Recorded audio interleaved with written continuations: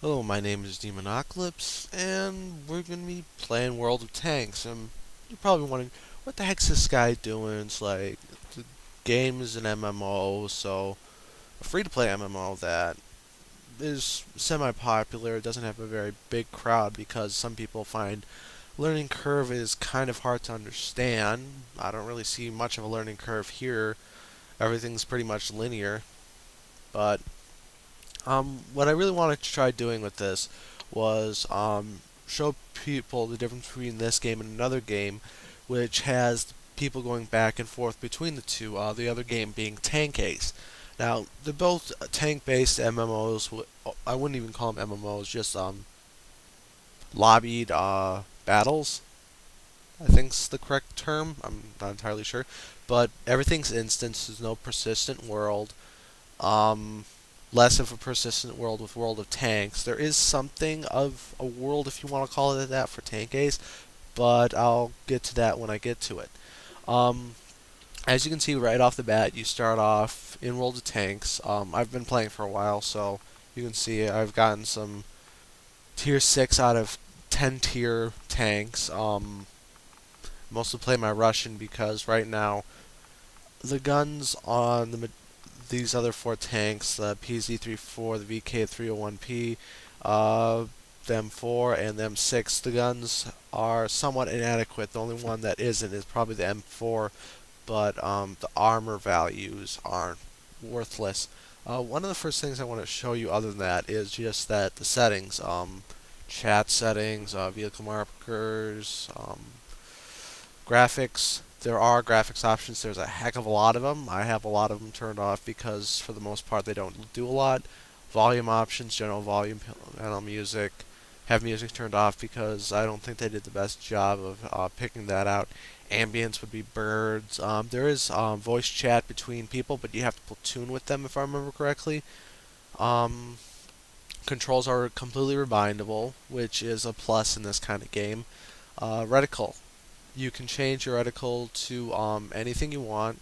Uh, I'm using a custom reticle pack, so these are not the reticles that you'll get in the game. If you want me to, I'll put a link in the description later. Um, Actually, I could probably just do it when I post this, but whatever. Um, another thing. Every Nearly everything on the tank you can replace. All the things that matter, anyways, that aren't hardwired into it. I mean, the gun, turret, engine, transmission tracks, and the radio can all be replaced. Um, you can also improve tanks with various add-ons, large caliber tank gun rammer.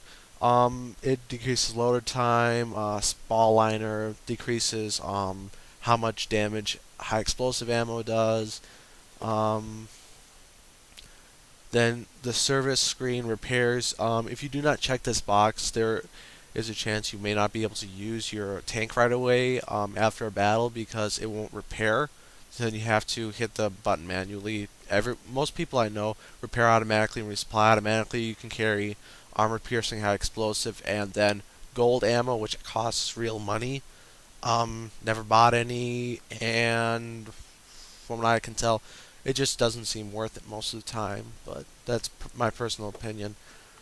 Then you can also get consumables, um, repair kits, combat rations, first aid kits.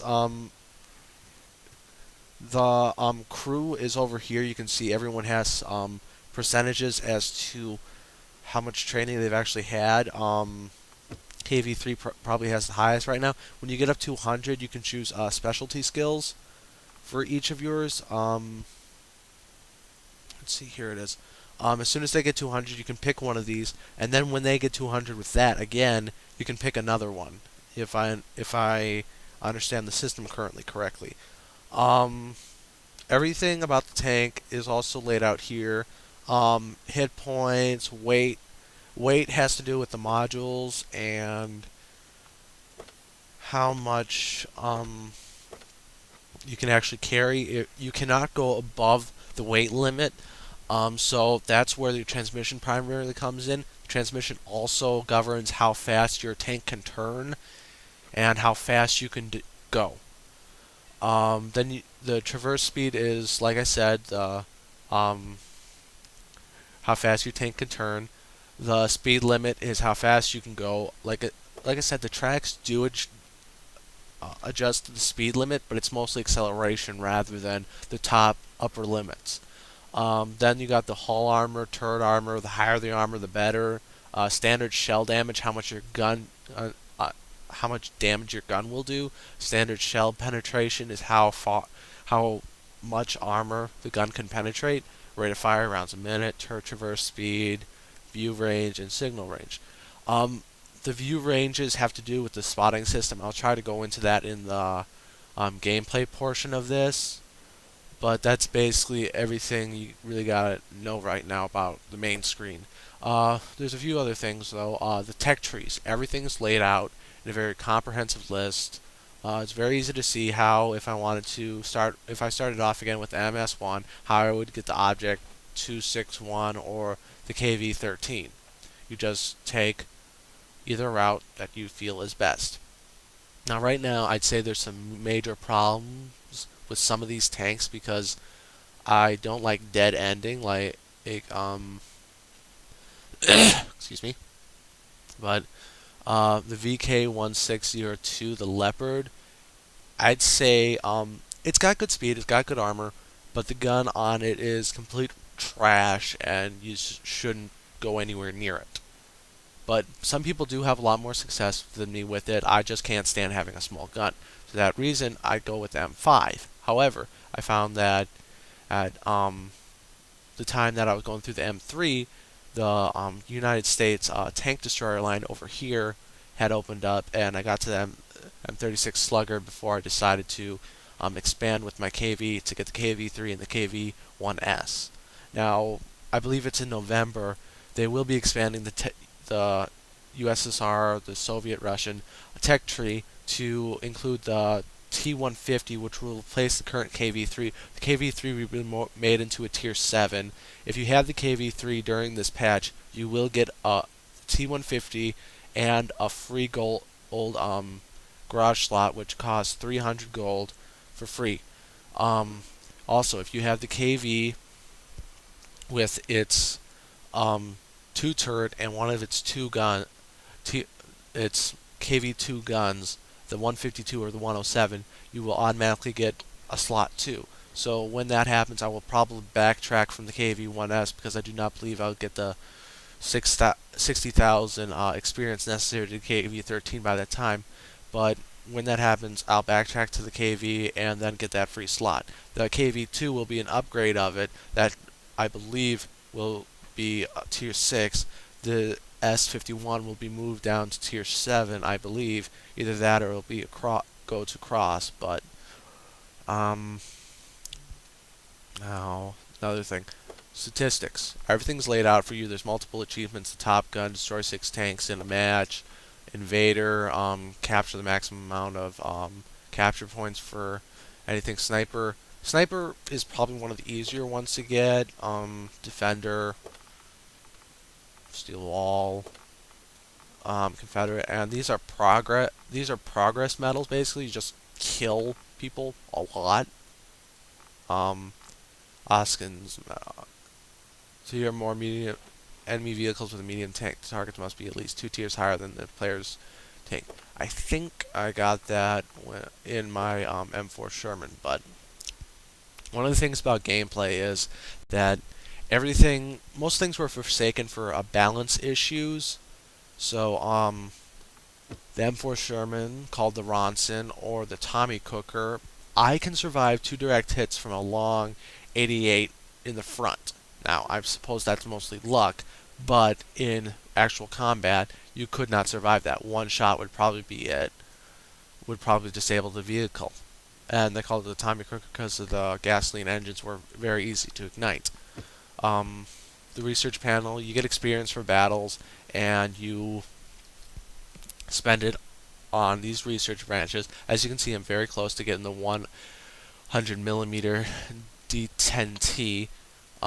which is basically almost exactly the same as the 122 D205T, except for it's got a higher rate of fire and does less damage. You'd expect a smaller bullet to do less damage. However, it has the same penetration. For that reason, I believe I will be moving to that gun as soon as I can unlock it. I believe that's it. The depot has guns in it, and sell that piece of shit. But just it monitors everything you have. Everything you have. Once in a while, you will want to go through this to make sure that you've sold everything for tanks that you no longer have, because um, I believe in beta I actually went through here like last second and I found that I had nearly 500,000 credits worth of junk. But yeah, there's premium tanks that you can buy with real money. Most of the premium tanks are utter rubbish for their tiers. However, they are good money makers. They make a lot of credits, but they do their guns are not adequate for their tiers. Their armor is slightly lower for their tiers also, but they don't cost much to repair, and they're the main money makers for anyone who wants to buy premium, as I understand it. I know someone probably will comment on that. I hope they do. Correct me if you must. And if I need to, I will release a video correcting myself. Right now, like I said, I'm going to need 63,000 experience to get the KV-13. The IS, I'm going to unlock the KV-3 line. I know this seems too much like general gameplay rather than a review, but right now you can see I've gotten pretty far.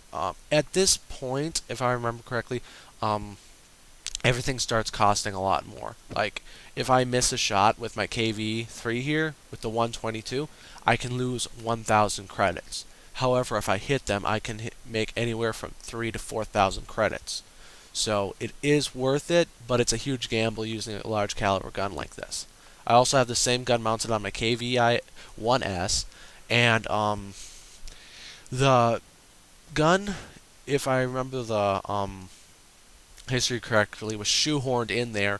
It wasn't actually designed to carry this heavy of a barrel, so accuracy suffers greatly with this gun on this tank. However, the next top tier gun you can get is an 85 millimeter, and it just doesn't have adequate penetration for this tier. I know someone will probably refute me on that, and I know there are good people with that gun. I just prefer larger caliber guns because I know they'll hurt. Okay, in the next video I'll be going over, I'll be going through a few gameplay videos. Hope to see you, stick around for that.